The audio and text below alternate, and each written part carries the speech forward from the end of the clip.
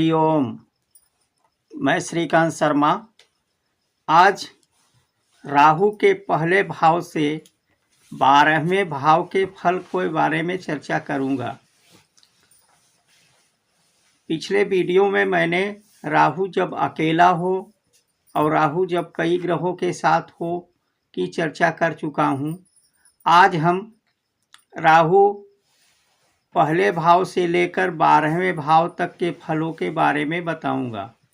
किस प्रकार से कुंडली पे लगा करके उसे फलित किया जाता है उसके बारे में चर्चा करेंगे, तथा गोचर में किस प्रकार से राहु अपने फल देते हैं। जैसा कि ट्रांजिट में राहु तीसरे भाव पहले भाव में सामान्य फल देता है, तीसरे भाव में शुभ फल देता है, चौथे भाव पर सब राहु गोचर करता है तो अपने छठे भाव पे जब गोचर करता है अपने शुभ फल देता है, सातवें पे शुभ देता है, अष्टम में शुभ नहीं देता, नवम में अपने शुभ फल देते हैं, दसम में अपने शुभ फल देते हैं, तथा एकादश भाव में राहु जब ट्रांजिट करता है, जब गोचर करता है तो अपने शुभ फल देता है।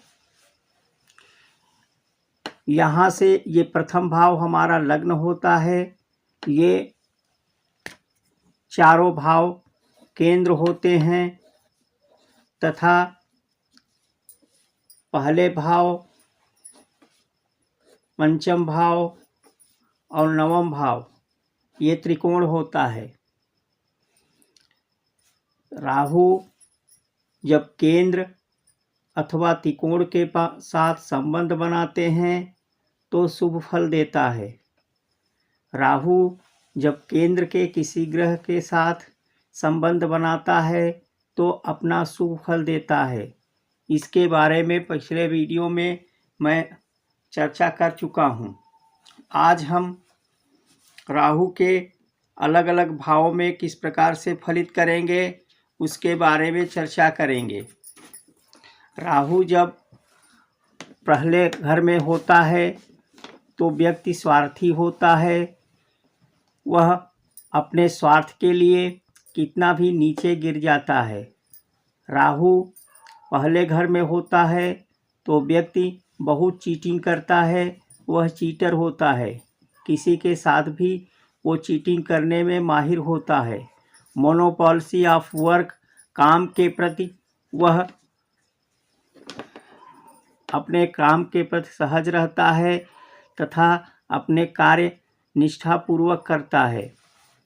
कैन नॉट कीप ट्रस्ट, उस पर किसी तरह का ट्रस्ट नहीं किया जा सकता। पहले भाव में जब राहु होता है तो ऐसे व्यक्ति सर दर्द के बीमारी से परेशान रहता है, कफ आदि बीमारियों से परेशान रहता है तथा अस्थमा, दमा आदि के बीमारी से ग्रसित हो सकता है। राहु जब द्वितीय भाव में होता है तो इनकम फ्रॉम फॉरेन, बाहर से, विदेश से अथवा जन्म स्थान से दूर स्थानों से उसे लाभ होता है, इनकम होता है। पारिवारिक मतभेद रहता है क्योंकि द्वितीय भाव से हम परिवार का विचार करते हैं। द्वितीय भाव परिवार का भाव होता है। वहाँ पर जब राहु स्थित होता है तो व्यक्ति पारिवारिक विवादों में फंसा रहता है। ऐसे लोग बहुत बातूनी होते हैं और कटु वचन बोलने वाले होते हैं। कड़वे वचन बोलने के कारण ऐसे लोग किसी के हितैषी नहीं होते। लोग इनसे दूरियां बनाना चाहते हैं क्योंकि द्वितीय भाव हमारे दाहिने आँख को रिप्रेजेंट करता है। इसलिए दूसरे भाव में स्थित राहु आँख की बीमारी से संबंधित प्रॉब्लम देता है।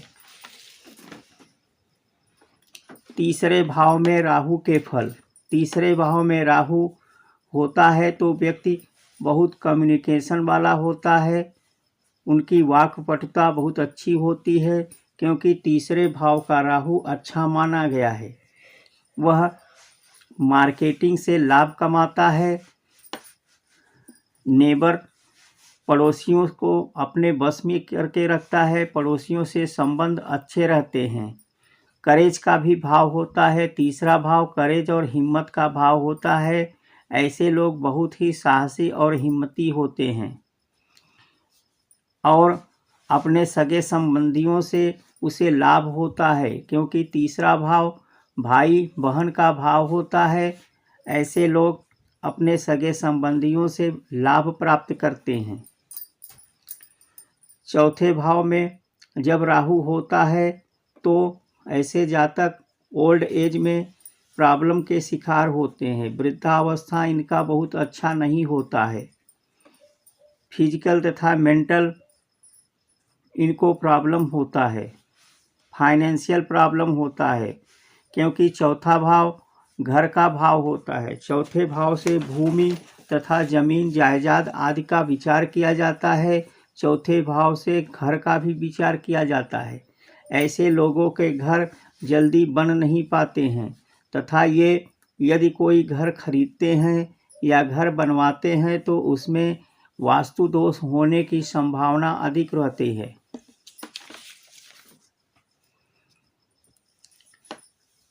ये व्यभिचारी होते हैं तथा इनका जो है व्यभिचार में जीवन बीतता है।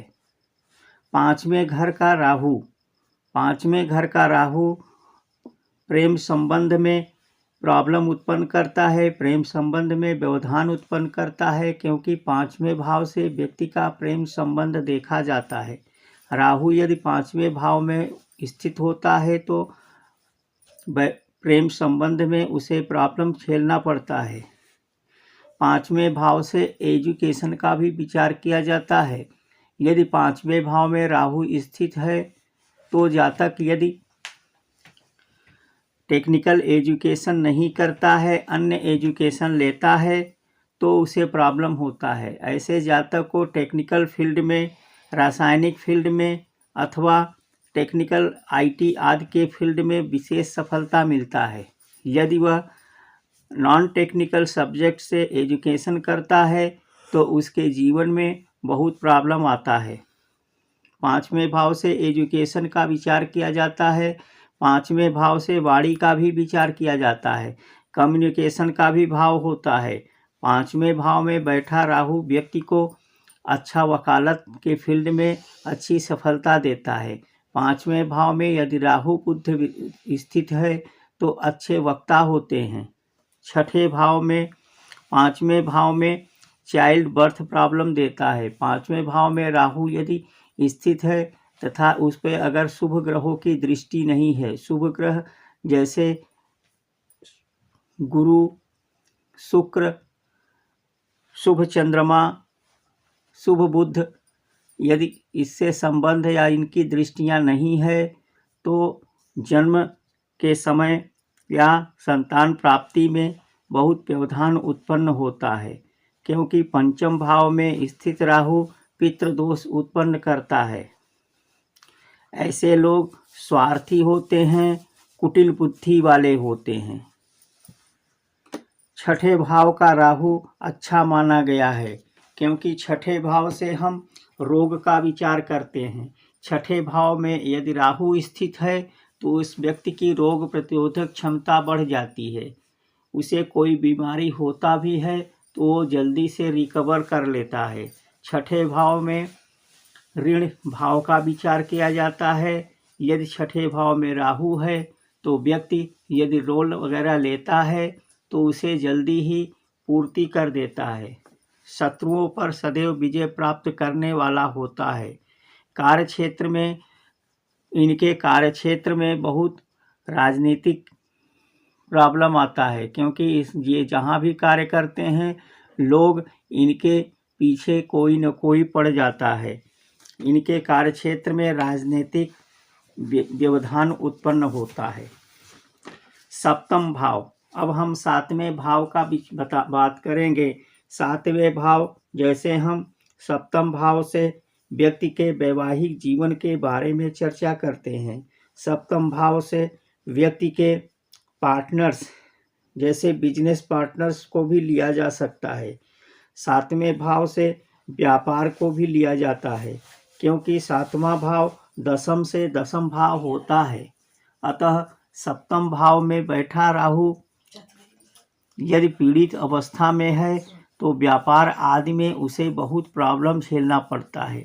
सप्तम भाव में स्थित राहु वैवाहिक जीवन में प्रॉब्लम क्रिएट करता है। सप्तम भाव में बैठा राहु विवाह में दुख देता है, वैवाहिक जीवन में दुख उत्पन्न करता है तथा सप्तम में बैठा राहु व्यक्ति को सत्ता में अधिकार देता है, क्योंकि दसम से दसम भाव में बैठा राहु जातक को सत्ता में अधिकार देते हैं। ऐसे व्यक्ति राजनीतिक जीवन में सफल होते हैं। राजनीतिक जीवन के लिए सप्तम भाव में बैठा राहु अच्छा होता है। अब हम 8वें भाव का चर्चा करेंगे। अष्टम भाव। अष्टम भाव जैसा कि आयु का भाव भी कहा जाता है। अष्टम भाव में स्थित राहु दीर्घकालीन बीमारियां देता है।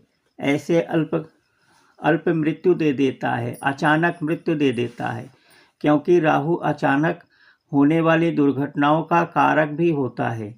8वें भाव में बैठा राहु अचानक मृत्यु का कारण बन जाता है। यदि उस पे मंगल की दृष्टि या शुक्र के साथ स्थित, मंगल की दृष्टि अथवा शुक्र के साथ स्थित है तो उसे अचानक बीमारियां या दुर्घटनाओं का शिकार हो जाता है। अष्टम में बैठा राहु स्त्री के सौभाग्य स्थान होता है, क्योंकि सप्तम से पड़फर भाव 8वां भाव होता है। 7वें भाव से अगले भाव होने के कारण वह उसके पार्टनर्स की आयु के बारे में भी बताता है। जैसा कि 7वें भाव से अगर पति है तो पत्नी के भाव होता है, तो अगला भाव पड़फर भाव होता है, तो यहाँ पर सौभाग्य का स्थान है।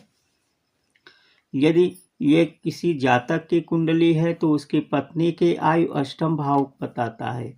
यदि यह जातिका की कुंडली है तो अष्टम भाव उसके पति के आयु के बारे में बताता है। इसी प्रकार अष्टम भाव सौभाग्य स्थान कहा जाता है। अष्टम भाव में स्थित राहु उसके पति के उम्र के लिए अच्छा नहीं होता है।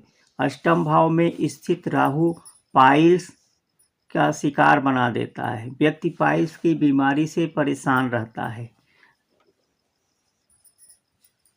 गायनेटिक प्रॉब्लम देता है, फूड पॉइजनिंग देता है। ऐसे लोग अक्सर जो है फूड पॉइजनिंग से परेशान रहते हैं। मेजर ऑपरेशन कराता है। अष्टम में बैठा राहु मेजर ऑपरेशन कराता है। अंडकोश या गुप्त रोग दे देता है। अष्टम में बैठा राहु यदि पीड़ित अवस्था में है तो दीर्घकालीन बीमारियां, अंडकोश की बीमारियां, गुप्त रोग आदि देता है। यह तभी संभव है जब हमारा लग्नेश या लग्न भी पीड़ित अवस्था में हो। इस प्रकार से इसका व्याख्या करना पड़ता है। नवम भाव का बात करेंगे। जैसा कि नवम भाव धर्म स्थान होता है, नवम भाव से पिता का भी स्थान होता है, तो नवम भाव में यदि राहु विद्यमान है तो धार्मिक क्षेत्र में उसे विघ्न बाधाएं उत्पन्न होता है। अगर धार्मिक कार्य करना चाहता है तो भी उसका मन विचलित होता है, वह अधर्मी हो जाता है। धर्म के प्रति उसका धर्म से निष्ठा मतलब धर्म से संबंध टूटता रहता है। अचानक भाग्योदय होता है, क्योंकि नवम भाव में बैठा राहु अचानक भाग्य वृद्धि देता है। नवम भाव से हम विदेश यात्रा का भी विचार करते हैं, तो नवम भाव में स्थित राहु व्यक्ति को विदेश यात्राएं कराता है। Sibling marriage life.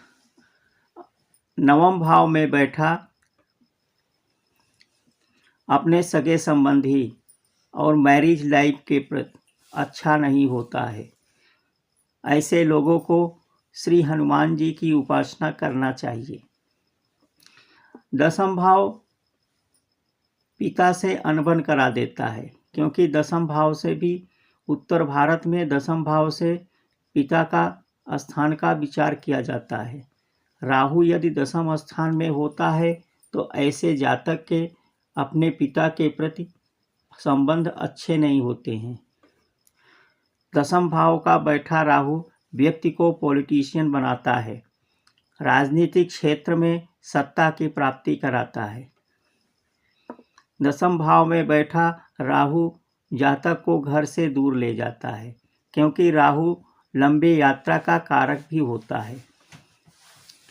ऐसे लोग अपने घर नहीं बना पाते, सदैव रेंटल रूम में ही रह जाते हैं। राजनीतिक और तथा सत्ता की प्राप्ति कराता है, अथॉरिटी देता है, पावर देता है। राहु जिसका 10 में, दुनिया उसके बस में, ऐसा कहावत है। यदि किसी जातक के दसम भाव में राहु स्थित है तो वह दुनिया को अपने काबू में करने की साहस रखता है। दसम का राहु अच्छा माना जाता है राजनीतिक फील्ड के लिए, उसके भाग्योदय के लिए। 11वें भाव का राहु, जैसा कि 11वां भाव लाभ स्थान होता है, 11वें भाव से बड़े भाई का विचार किया जाता है। 11वें भाव में यदि राहु होता है तो मित्रों से लाभ होता है, अपने बड़े भाई से लाभ होता है तथा सडन प्रॉपर्टी मिलता है, अचानक उसे प्रॉपर्टी का लाभ होता है। संतान से असंतोष होता है। 11वें भाव का बैठा राहु में जातक अपने संतान से के द्वारा असंतोष महसूस करता है। 11वें भाव में बैठा राहु फॉरेन सेटलमेंट देता है, विदेश में सेटलमेंट के चांसेस बढ़ा देता है। 11वें भाव में बैठा राहु अनर्गल कार्यों से धन प्राप्त करता है। अनर्गल कार्य जितना करता है उससे अधिक धन की प्राप्ति होती है। अब हम 12वें भाव से जातक के विचार करेंगे। जैसा कि हम जानते हैं 12वां भाव जेल का होता है, हॉस्पिटल का होता है, तो ऐसे व्यक्ति को जेल यात्राएं भी हो सकती हैं। कोर्ट कचहरी से संबंधित प्रॉब्लम हो सकता है, कोर्ट कचहरी का भाग दौड़ का सामना करना पड़ता है। ऐसे लोग या तो हॉस्पिटल आदि से संबंधित कार्यों से धन प्राप्त करते हैं अथवा ऐसे लोग विदेश से धन प्राप्त करते हैं। ऐसे लोग राहु जिसके 12वें स्थान में होता है उसका कोई न कोई संबंध हॉस्पिटल आदि से रहता है। यह लंबी बीमारियां भी देता है जिससे जातक हॉस्पिटल के चक्कर लगाते हैं। ये लिव इन रिलेशनशिप में रहते हैं। ऐसे लोग लिव इन रिलेशनशिप में विश्वास रखते हैं तथा ऐसे लोगों की बदनामी होती है, क्योंकि 12वें भाव को बाएं आँख का कारक माना गया है। अतः 12वें भाव में बैठा राहु दाहिने आँख में प्रॉब्लम देता है। 12वें का बैठा राहु व्यक्ति को नशीला बना देता है, व्यक्ति नशा आदि के लत में पड़ जाता है। 12वां भाव जैसा कि 7वें भाव से छठा भाव होता है, 7वें भाव से पार्टनर्स का विचार किया जाता है, छठे भाव से लड़ाई झगड़ों का विचार किया जाता है। अतः 12वां भाव 7वें भाव का छठा भाव होने के कारण व्यक्ति अपने वैवाहिक जीवन से नाखुश रहता है तथा ऐसे योग डिवोर्स आदि का भी कारक बन जाता है। इनका अवैध संबंध भी होता है। इस प्रकार से अब इसको देखने के लिए हमें जब राहु पर उसके ऊपर पड़ने वाले ग्रहों के भी प्रभाव को देखना है। इसी तरह से इसे फलित नहीं कर देना है। यदि उस पे शुभ ग्रहों की दृष्टियां पड़ती हैं, गुरु, शुक्र, शुभ चंद्रमा आदि की यदि दृष्टि पड़ती है तो निश्चित ही उसके दुर्भाग्यों में कमी लाता है। यदि राहु पे किसी ग्रह का पाप ग्रहों का दृष्टि पड़ता है तो यदि वो अशुभ स्थान में बैठे हैं तो उसकी पापत्व तो बढ़ जाता है। वहीं शुभ ग्रह की अगर दृष्टि पड़ती है या शुभ ग्रह के साथ संबंध बनाता है या शुभ ग्रह के भाव में बैठा है, यदि वह राहु गुरु की राशियों में अर्थात धनु अथवा मीन राशि में बैठता है तो अच्छे परिणाम देता है। अब हम राहु के दशा के बारे में चर्चा करेंगे। राहु की दशा फल। राहु यदि बुध के साथ बैठता है, किसी भी भाव में यदि राहु बुध बैठे हैं या राहु बुध का संबंध बन रहा है तो इनकी दशा, राहु की दशा बहुत अच्छा जाता है। राहु शुक्र का संबंध बन रहा है या राहु शुक्र के साथ किसी तरह से संबंध बनाता है तो राहु शुक्र के दशा बहुत अच्छा जाता है। राहु गुरु के साथ यदि संबंध बना रहा है तो राहु की दशा अच्छा जाता है। सामान्यतः ये शुभ फल देने वाले होते हैं, अर्थात शुभ ग्रह राहु बुध, राहु शुक्र, राहु गुरु यदि आपस में संबंध बनाए हैं तो उनका फल अच्छा होता है। जैसा कि महर्षि पराशर ने लघु पराशरी में कहा है कि यदि बुरे भाव में भी यदि बैठे हुए हैं, यदि राहु बुरे भाव में, तीसरे भाव में बैठा राहु अच्छा फल देता है, छठे भाव का बैठा राहु अच्छा फल देता है तथा 11वें भाव में बैठा राहु यदि सुस्थित राहु सभी बुरे प्रभावों से मुक्त करता है।